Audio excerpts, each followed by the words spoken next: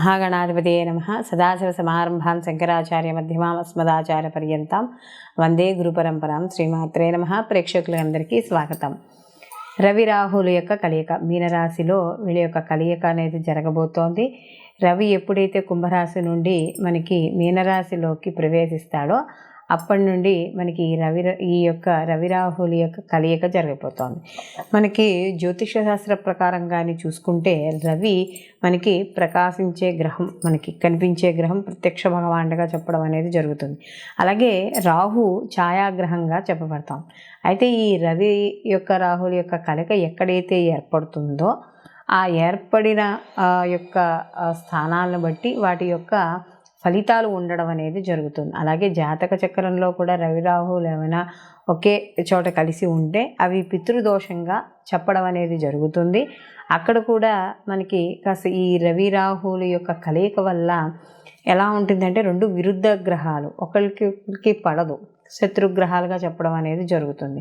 అందులోనూ ఎప్పుడైతే రవి రాహువులు ఒకే చోట చేరతారో రవి బలాన్నంతా కూడా రాహు తీసుకోవడం అనేది జరుగుతుంది. కాబట్టి అక్కడ రవి శుభస్థానంలో ఉన్న ఆయన ఇచ్చే ఫలితాలు అంత అంటే 100% ఆయన శుభ ఫలితాలను ఇవ్వడానికి ఆస్కారం అనేది ఉండదు. కాబట్టి అలాంటి విషయాల్లో కాస్త ఇక్కడ మనకి ఇబ్బందులు పడడం అనేది ఉంటుంది. అయితే సహజంగా మామూలుగా ఏమైనా రాహు కానీ ఒక మన జాతకంలో ఆయన ఉండే స్థితి బాగుంటే మాత్రం వాళ్ళు చాలా ఉన్నత స్థితికి వెళ్ళడం అనేది జరుగుతుంది. అలాగే జాతకంలో కానీ ఈ యొక్క రవి రాహుల యొక్క కలయిక కానీ లేకపోతే రాహు యొక్క ఉండే స్థితి కానీ సరిగ్గా లేకపోయి ఉంటే ఆయన దానివల్ల కాస్త బాగున్న వాళ్ళు కూడా, అంటే జాతక ప్రకారం బాగున్న వాళ్ళు కూడా కాస్త ఇబ్బంది పడే అవకాశాలు అనేవి కనబడతాయి. అయితే ఈ యొక్క రవి రాహుల యొక్క కలయిక వల్ల సహజంగా ఏర్పడే ఇబ్బందులు ఏమిటి అంటే స్నేహవర్గంలోనూ బంధువర్గంలోనూ మాట పట్టింపులు, వివాదాలు ఇలాంటివి రావడం, లేదా ధర్మానికి విరుద్ధంగా ఏవైతే కార్యక్రమాలు ఉన్నాయో అవి చేపట్టడం, ఉద్యోగాల్లో ఒత్తిళ్ళు కాస్త ఎక్కువగా ఉండడం, ఇలాంటివన్నీ కూడా కనబడుతూ ఉంటాయి. అలాగే మనకి రాహు మాయాకారకుడు. అలాగే ఇక్కడ మనకి జూదరి, ధర్మబద్ధమైన కార్యక్రమాలు ఏమున్నాయో దానికి వ్యతిరేకంగా ఉండేవాడు, ఇలాంటివన్నీ కూడా అంటే మనకి బ్లాక్ మ్యాజిక్ ఇలాంటివి చెప్తూ ఉంటాం కదా, వీటన్నింటికీ కూడా ఈ యొక్క రాహు కారకుడుగా చెప్పడం అనేది జరుగుతుంది. కాబట్టి అలాంటి రాహు అలాగే ఈ రవి ఇద్దరూ కలిసి ఉండడం వల్ల ఈ ప్రస్తుతం ఉన్న గోచార ప్రకారం కానీ చేసుకుంటే కొంత అంటే దీంట్లో ఉన్న ఉండే స్థానాన్ని బట్టి, భావాన్ని బట్టి కొంతమందికి అనుకూలమైన ఫలితాలు అవి కూడా చాలా తక్కువగా ఉండడం, ప్రతికూల ఫలితాలు కాస్త ఉండడం, ఈ రెండూ కూడా ఉండడం అనేది జరుగుతుంది. అలాగే ఇక్కడ రవి రాహువులు ఎప్పుడైతే ఒక రాశిలో కలిసి ఉంటారో జన్మతః అది పితృదోషంగా పరిగణించడం అనేది జరుగుతుంది. అందుకనే చూడండి మనకి ద్వాదశ రాశుల వారికి సానుకూలమైన ఫలితాలే ఉండవు, అలానే అనుకూలమైన ఫలితాలే ఉండవు. అంటే ప్రతికూల ఫలితాలు ఉండవు. ఒకరికి సానుకూలం, ఒకరికి ప్రతికూలమైన ఫలితాలు కూడా ఉండడం అనేది మనకి ఇక్కడ జరుగుతుంది. అయితే ఇక్కడ రవి రాహుల కలయిక వల్ల ఏమవుతుంది అంటే ఒక వ్యక్తి తన జీవన విధానంలో కొన్ని మార్పుల్ని, ఒడిదుడుకుల్ని ఎదుర్కోవాల్సి వస్తుంది, ఇబ్బందుల్ని.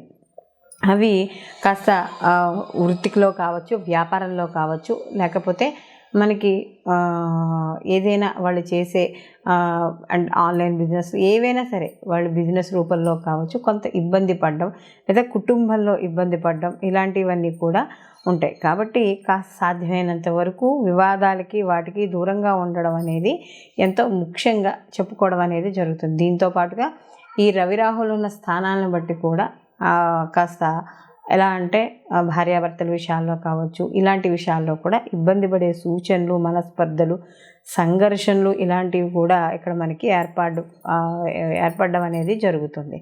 అయితే ఇక్కడ మనకి ముఖ్యంగా చూసుకోవాల్సింది రవి ఈ ప్రభుత్వ రంగాల్లో పనిచేసే వాళ్ళకి, government, state government, central government, రాజకీయము ఇలాంటి వాటికి అన్నిటికీ కూడా మనం ఈ యొక్క రవిని మనం చెప్పడం అనేది జరుగుతుంది. ఎందుకంటే తండ్రి, ఆత్మకారకుడు, ఇవంతా కూడా మనం రవికి చెప్పడం. అలాగే ముఖ్యంగా ఈ యొక్క పోలీస్ శాఖకు సంబంధించింది, సైబర్ సెక్యూరిటీస్, రాజకీయము ఇలాంటి వాటికి మనం ఇందాక చెప్పుకున్నట్టుగా ఇవన్నీ రవి కారకత్వాలుగా చెప్పుకున్నప్పుడు పట్టుదల, ఒక దర్పము, అంటే ఒక రాజు కదా, సో ఆ వేతే లక్షణాలు, రాజుకి ఏవైతే లక్షణాలు ఉంటాయో అవన్నీ కూడా రవికి ఉండడం అనేది జరుగుతుంది. అలాగే రాహువు కూడా మనం చెప్పుకున్నట్టుగా భ్రమకారకుడు. అలాగే ప్రతిదీ కూడా మనని ఊహించుకునేటట్టు, ఊహాలోకాల్లో విహరింపజేసేటట్టు చేస్తాడు. అలాగే మనకి ఈ యొక్క విదేశీయానము అంటే దూర ప్రాంతాలకు ప్రయాణాలు, ఇలాంటివన్నీ కూడా రాహు సూచించడం అనేది జరుగుతుంది. కాబట్టి ఇక్కడ మొత్తం మీద ఈ రవి రాహుల యొక్క కలయిక వల్ల ద్వాదశ రాశుల వారికి కూడా మనకి ఎటువంటి ఫలితాలు ఉంటాయి, ఏమిటి అలా అనే విషయాన్ని మనం ఇప్పుడు తెలుసుకుందాం. కన్యారాశి. కన్యారాశిలోకి ఉత్తర 2, 3, 4 పాదాలు, అలాగే హస్త 1, 2, 3, 4 పాదాలు, చిత్త 1, 2 పాదాలు మనకి కన్యారాశిలోకి రావడం అనేది జరుగుతుంది. రాష్ట్రాధిపతి వచ్చి బుధుడు. అయితే ఇక్కడ కన్యారాశి వాళ్ళకి వ్యయాధిపతి అయిన యొక్క రవి రాహుతో కలవడం, అందులో సప్తమ స్థానంలో వీళ్ళ యొక్క కలయిక అనేది జరుగుతుంది. సప్తమ స్థానం అనేటప్పటికీ మనం చెప్పుకునేది సమాజం, కీర్తి, గౌరవం, అలాగే ప్రతిష్టలు, జీవిత భాగస్వామ్యం, వ్యాపార భాగస్వామ్యం, ఇవన్నీ కూడా మనం 7th హౌస్లో చెప్పడం. అలాగే వివాహాలు, ఇలాంటివన్నీ కూడా మనం చెప్తాం. అయితే ఇక్కడ రాహు వచ్చేటప్పటికి మనకి చెప్పడం ఏంటంటే కొంత మాయా భ్రమకారకుడు, మాయావి అని చెప్తున్నాం. సో ఇక్కడ సప్తమ స్థానం అనేటప్పటికి వివాహాలను కూడా ఇండికేట్ చేస్తూ ఉంటుంది. కాబట్టి ఈ రెండిటి వల్ల ఏమవుతుంది అని కానీ చూసుకున్నప్పుడు మనకి వివాహ విషయాల్లోకి వచ్చేటప్పటికి కాస్త కులాంతర వివాహాలు అవ్వడం, లేకపోతే భాగస్వామి విషయాలలో చిన్న చిన్న మనస్పర్ధలు రావడం, గొడవలు రావడం, ఏదో ఒక రకంగా మాట పట్టింపులు, ఇలాంటివన్నీ కూడా ఈ యొక్క 7th హౌస్లో ఉండడం. అలాగే మనకి వ్యాపార భాగస్వామ్యంలో ఏదో ఇన్వెస్ట్ చేసినా కూడా సరి అయిన లాభాలు పొందలేకపోవడం. ఎందుకంటే ఎప్పుడైతే రవి యొక్క బలాన్ని ఎప్పుడైతే తగ్గుతుందో, ఎందుకంటే యాక్చువల్గా రవికి కూడా సప్తమ స్థానం అంత మంచిదేమీ కాదు కాబట్టి ఇక్కడ కొంత ఇబ్బందులు పడే అవకాశం అనేది, మాట పట్టింపులు వచ్చే అవకాశము అనేది ఎక్కువగా కనబడుతుంది. కాబట్టి ఇలాంటి విషయాల్లో ఈ యొక్క రాశి వాళ్ళు ముఖ్యంగా వీళ్ళ యొక్క సహోద్యోగుల్లో కావచ్చు, ఎలా అయినా సరే కొంత జాగ్రత్తగా ఉండడం. అలాగే వీళ్ళకి సమాజపరంగా కీర్తి గౌరవాలు అనేవి కొద్దిగా తగ్గే అవకాశం అనేది కనపడుతుంది. కాబట్టి వాటిని ఎప్పటికప్పుడు మీరు చూసుకుంటూ ఉండడం అనేది మంచిది.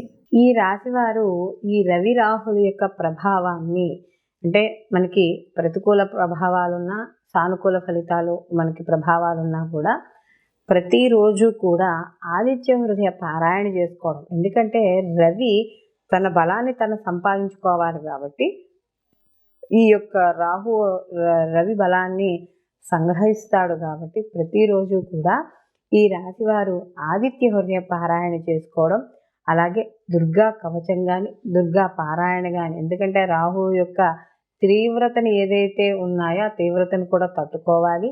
సానుకూల ఫలితాలు ఉన్నా కూడా మనకి ఇక్కడ మరింత సానుకూలంగా రావడానికి నిత్యము అమ్మవారి యొక్క ఆరాధన, అలాగే సూర్య నమస్కారాలు, ఆదిత్య హృదయ పారాయణ, ఇవన్నీ కూడా ఈ రాశివారు ప్రతిరోజు తప్పకుండా చేసుకోవాలి. అలాగే సూర్య భగవానికి సంబంధించిన ద్వాదశ నామాలు చదువుకున్నా, అలాగే ఆదివారాలు ఈ ఏదైతే పీరియడ్ ఆఫ్ టైం ఉందో ఈ పీరియడ్ ఆఫ్ టైంలో మనకి ఈ యొక్క రవికి సంబంధించిన ఏదైనా కవచాన్ని పారాయణ చేసుకోవడం, లేదా సూర్యాష్టకం పారాయణ చేసుకోవడం, ఏదైనా చేసుకోవచ్చు.